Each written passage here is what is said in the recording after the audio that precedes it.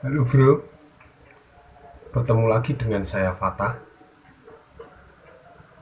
Kali ini saya ingin membahas tentang hal-hal apa saja yang perlu dihindari INFP saat memilih karir.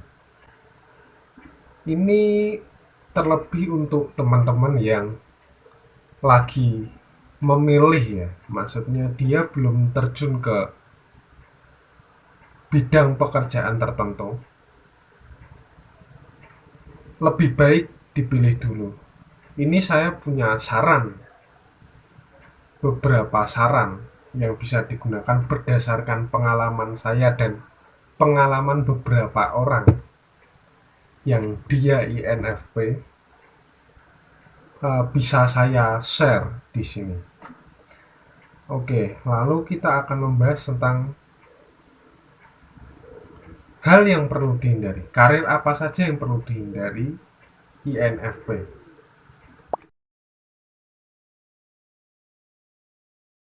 Yang pertama, karir yang tidak monoton. Maksudnya apa? Karir di sini tidak sama terus-menerus. Misalkan contohnya, sebuah pekerjaan yaitu akuntan. Dia hanya akuntansi terus-menerus, bertahun-tahun. Ini bagi seorang INFP akan merasakan kejenuhan tingkat tinggi.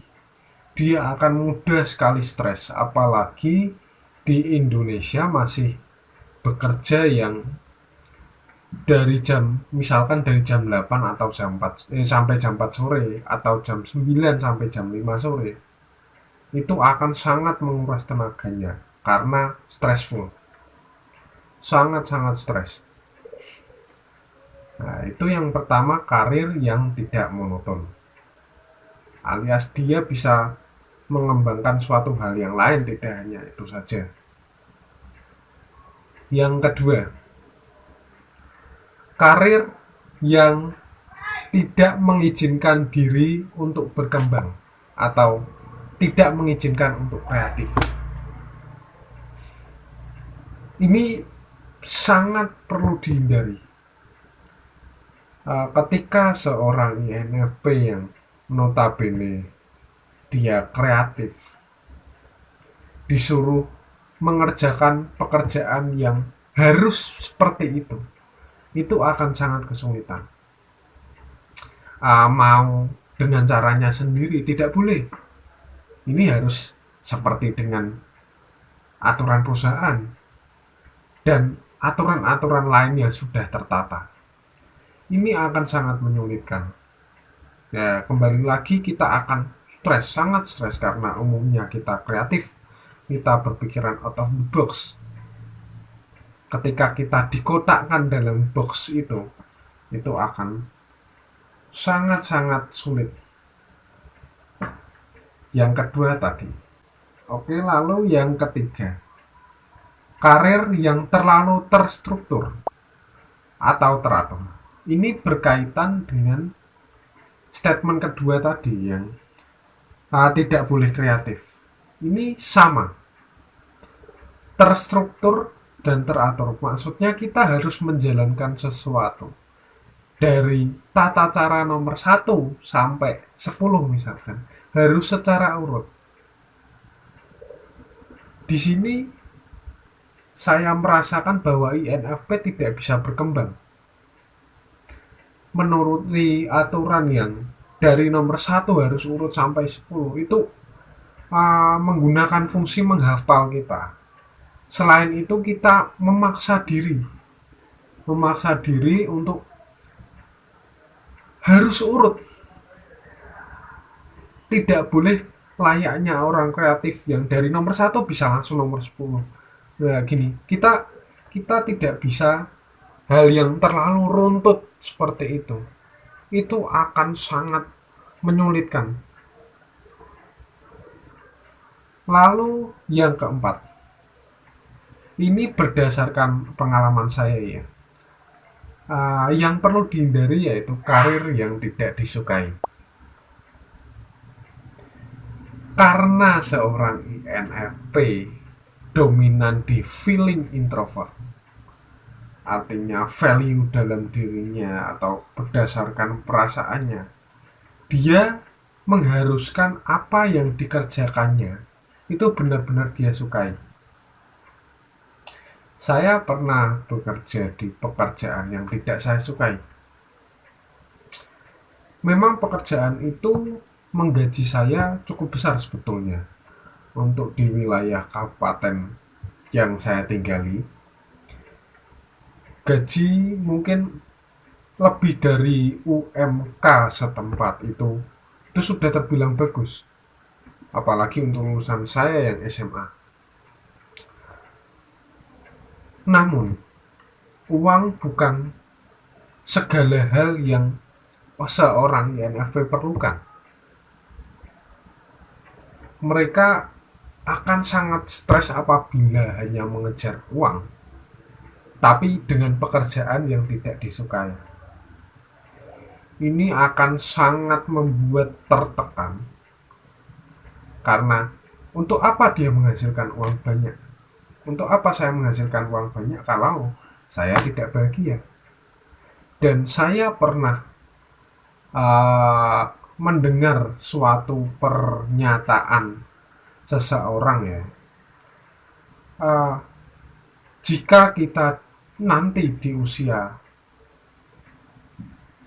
berapa puluh tahun lah ya, misalkan 40 tahun, sebelum kita menginjak usia itu, kita bekerja di hal yang tidak kita sukai, kita akan merasakan stres. Stres yang berkepanjangan. Nanti di usia 40 atau 60 tahun, mungkin kebanyakan orang itu akan merasakan sakit.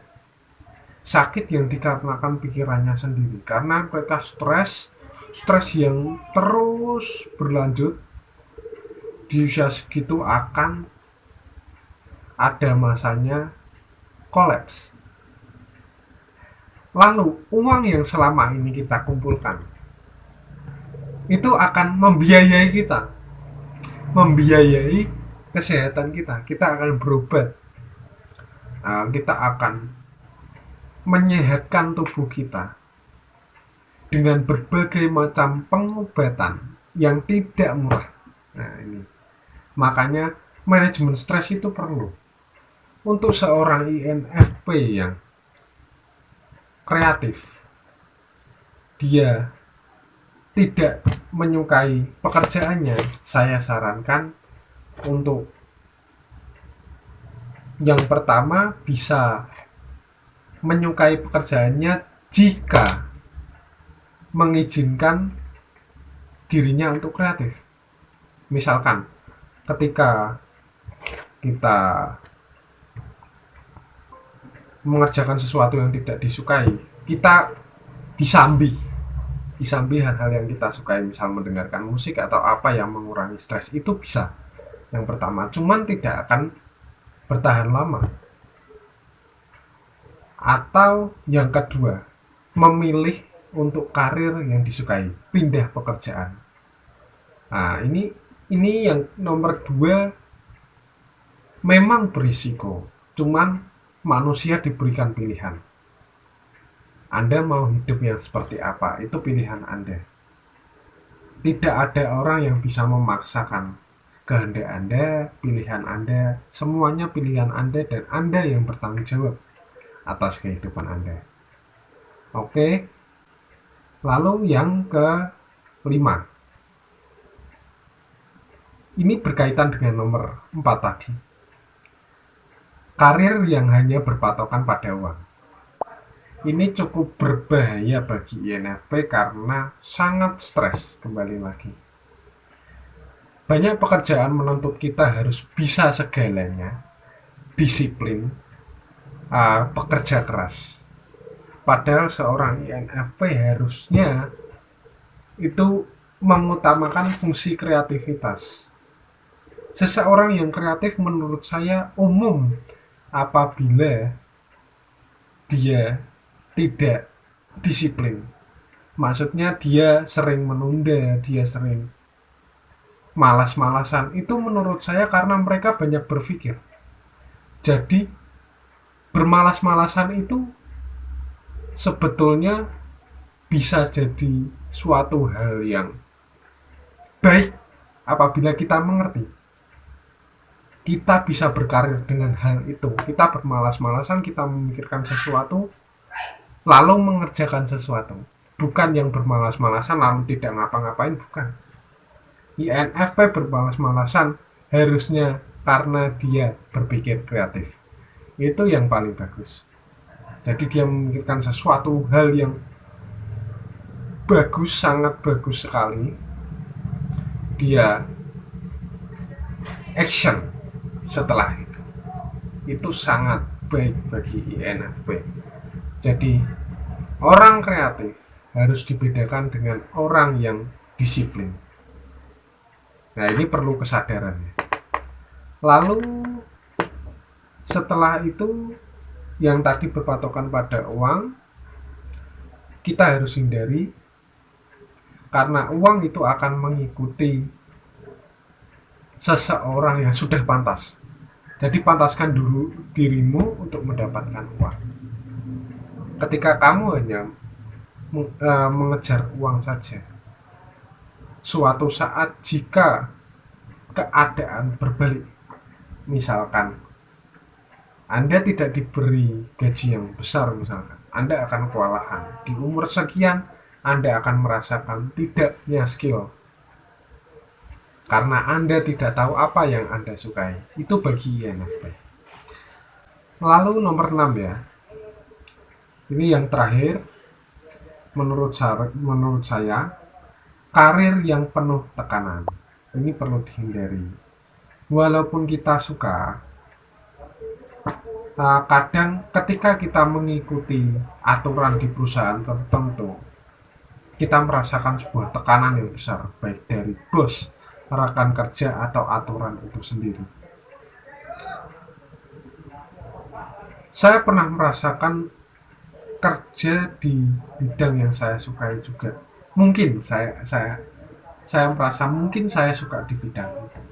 Saya suka meracik makanan atau minuman dan saya bekerja di situ. Saya merasakan penuh tekanan. Karena selain di satu bos karena tidak mengizinkan saya untuk mengerjakan dengan cara saya sendiri, karena itu sangat-sangat terstruktur dengan aturan. Tadi bos, aturan. Yang ketiga, rekan kerja mungkin ya kurang mengerti, kurang suportif. Ketika rekan kerja ini terlalu mengikuti aturan, memang betul, sebenarnya betul, karena perusahaan harus punya aturan sendiri, itu betul. Tapi untuk INFP ini kurang tepat, karena INFP akan sangat-sangat tertekan ketika dia harus mengikuti aturan yang terstruktur tadi. Nah, gitu teman-teman. Jadi bisa dipertimbangkan untuk teman-teman INFP yang baru memulai berkarir, ingin berkarir, atau mungkin yang sudah berkarir di suatu perusahaan, bisa dipikirkan kembali untuk karir yang mindful atau menyenangkan bagi orang-orang dengan tipe INFP, supaya kita tidak terlalu stres dalam kehidupan. Kita bisa lebih bahagia, kita lebih bisa menghargai kehidupan. Oke, sekian dulu. Terima kasih. Apabila ada tambahan atau ingin berkomentar, berdiskusi, silahkan tulis di kolom komentar atau DM Instagram saya.